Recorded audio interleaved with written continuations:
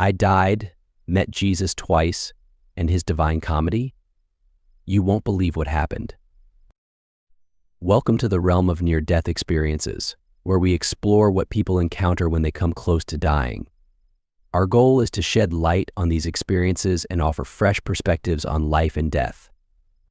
Whether you're new to this topic or have been here before, we're thrilled to have you along for the ride. If you enjoy our content, consider subscribing to our channel to see more and help us reach more people by hitting the like button. So, sit tight, unwind, and let's dive into the mysteries beyond life. Today, we're diving into Victor's near-death experience. He'll share his encounter with what he believed were angels singing in heaven and paint a picture of what he witnessed there. Let's hear his story. I'm Victor Bamford. I had a close call with death when I was just 14 years old. My brother and I loved exploring the hills near our California home. One day, while tinkering with an old bike we'd pieced together, my brother asked me to test it down a steep hill. It was our prized possession, a mishmash of parts we cherished. As I sped down the hill, I tried to slow using the brakes, but they failed, and I found myself on the brink of disaster. There was no turning back. I was committed to navigating the sharp curve, gaining speed with every passing second.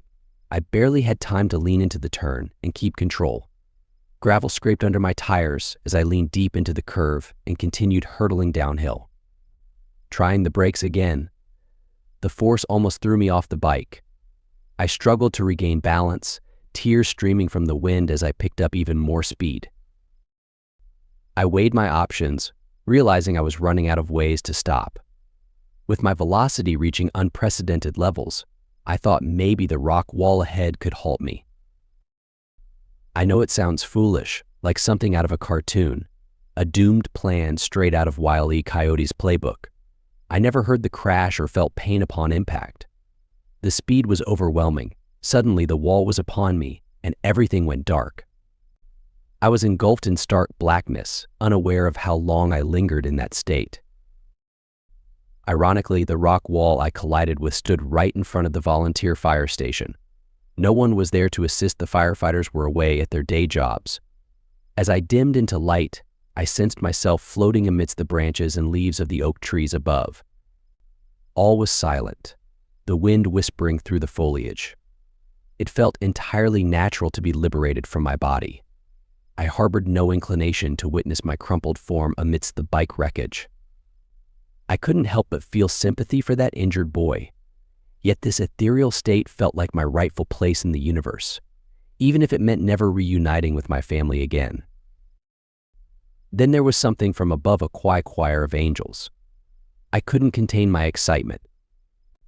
Their heavenly voices were so sweet and comforting that even now, when I hear a choir hitting just the right notes, tears well up in my eyes, recalling that moment of pure joy when I realized I must be gone, and the angels were beckoning me. Suddenly, I found myself in darkness again, but this time it felt different. Instead of being surrounded by darkness, I felt like I was moving upward in a tunnel. If I had looked up, I would have seen light at the end of it. Like an elevator, I emerged into a beautiful meadow, vibrant with life. It was serene and warm, as if God's presence was all around. The love emanating from this place overwhelmed me with comfort and warmth, like nothing I've ever felt before. Then I heard the singing again and followed the sound. Below the rolling meadow, I saw a massive crystalline structure. I longed to join in the chorus. The air was filled with the joyous sound of countless souls singing in harmony, praising the Lord. I felt a sense of loneliness, knowing I wasn't part of their joy. Yet, I could sense their deep connection and love for each other. Standing before the crystal monument with a heavy heart, I knew I might not belong. Then, a figure appeared beside me. We communicated without words, through some kind of telepathy. He spoke gently yet clearly in my mind, telling me I had to return. I felt crushed by his words. I pleaded, "Please don't make me go back. I want to stay here with you." These words came from a boy afraid of death, even with a Catholic upbringing. Suddenly, I was pulled back into my battered body with a loud noise. The The pain was excruciating. It felt like my head was splitting open from the impact. My knuckles were bleeding and raw, and every inch of me throbbed with agony from the crash. I had to drag myself away from the wrecked bike and stumble back up the hill. I felt like passing out and throwing up. My heart felt more broken than my body. Being kicked out of heaven felt like the ultimate shame. I kept that secret tucked deep inside, fearing my family would mock me for making up stories about dying and visiting heaven. Back then, near-death experiences weren't talked about, and I had never heard of such a thing. So I carried my secret burden until 1993, nearly 30 years after that awful incident. It wasn't until I read Dr. Melvin Morse's book, Closer to the Light: Learning from Near-Death Experiences of Children, that I realized others had similar experiences as kids. I wasn't completely alone, and maybe I wasn't crazy after all. Over the years, I dealt with some lingering effects from my injuries, terrible migraines that felt like strokes and plagued me for years, and uneven pupils due to the head injury. I never saw a doctor after the crash, adding to the shame of my heavenly visit and feeling deficient in character. Many people spend their lives searching for love, connection, and meaning. But life sometimes throws unexpected challenges our way. One of these challenges could be a near-death experience where someone comes close to dying. These experiences can leave people feeling adrift, questioning their beliefs and their purpose. Some who've had near-death experiences describe feeling empty and alone afterward. They wonder why they were brought back and what their role is in the grand scheme. For some, these experiences renew their faith or deepen their spirituality. They find solace in the belief that there's a bigger plan for their lives, even if they can't fully grasp it. Despite the hurdles, many hold onto hope for a brighter future. They believe they'll find peace and joy again someday, drawing strength from their faith and the support of others. Near-death experiences can be scary and bewildering, but they also offer valuable lessons about life and love. They remind us to treasure every moment and hold on to hope, no matter what challenges we face. Jesus' prophetic vision unlocking the secrets of faith. Ever pondered what's in store for our world ahead? What if I told you that your daily deeds could shape that future? Would you strive to make a change, or just let things be? In today's tale, we'll delve into what Jesus unveiled about the future and how our actions sway it, for better or worse. Whether you're religious or not, this story will shed light on what's on the line. Imagine being a 5-year-old, riding your pony named Fireball with your family and a pal watching. Your dad, wanting to flaunt your riding skills, picks you because you're fearless. But as you ride, things go awry and you find yourself peering down on the scene from above. You feel liberated, free from pain or fear, just observing everything below. You hear your mother scream and spot your family rushing towards you in panic. Then, all goes dark, but oddly, you're unafraid. You hear a voice conversing with you, addressing your inquiries in your mind. You inquire about good and evil, about religion, about the vastness of it all, and receive patient and kind responses. This encounter unveils that there's more to life than meets the eye.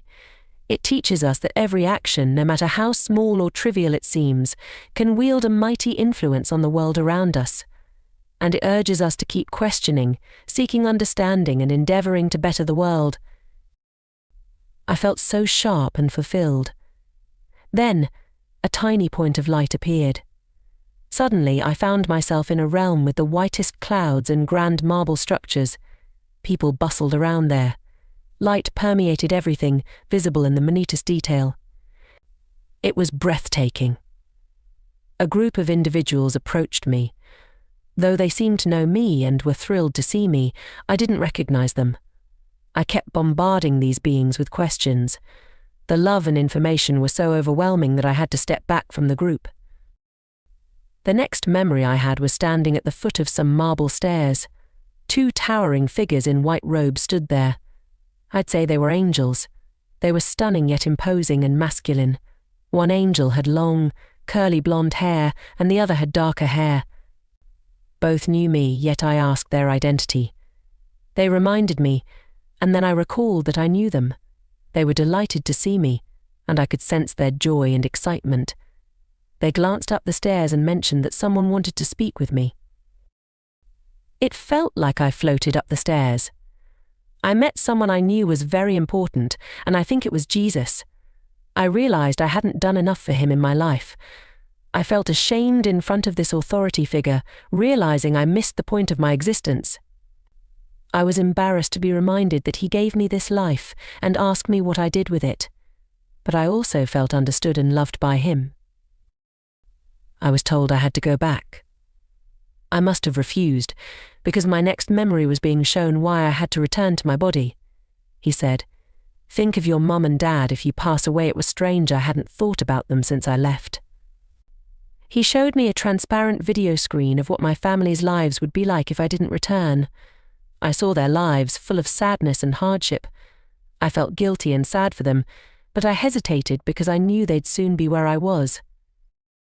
He said, "This is your life and purpose."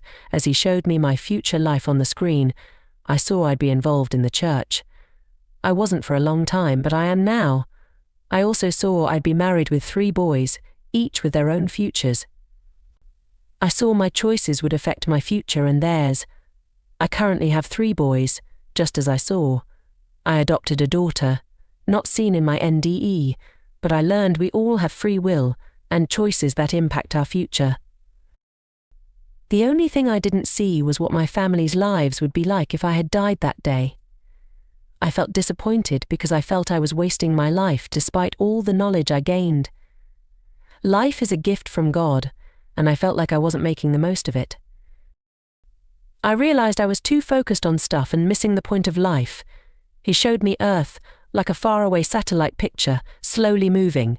He said there'd be a dark time coming, a heaviness from the Creator, soon in my lifetime, which feels like now because I sense a shift. There'll be oppression and sadness worldwide, and many of us are called to make things better while we're here, not forgetting our purpose. The urge to fight for happiness and a good future for people and generations to come was strong, so I knew I had to go back and do my part. We're in a tough spot now because we've got a big choice. We can either make the world a paradise or end up in a harsh, violent place if we don't change our ways. If we keep chasing material things and harming the earth, life could get really tough for us and our kids. But if we live simpler lives and take care of our planet, things could be better for everyone down the line. I felt I had to return to Earth to do something good and fulfill my purpose. I had a strong urge to make a difference, so I knew I had to come back. It happened fast, like a quick blink of an eye. When I came back, I felt weird and uncomfortable in my body. I was in the bathtub, with my mum and sister comforting me. I felt sad and scared, missing the peace and love I felt before. Everything seemed dull and lonely. I cried and felt dirty. But surprisingly, I wasn't hurt at all, even though I'd been in a scary situation. My parents said I was safe and fine. It reminded me that God looks out for us. That wraps up today's video. Share your thoughts in the comments below.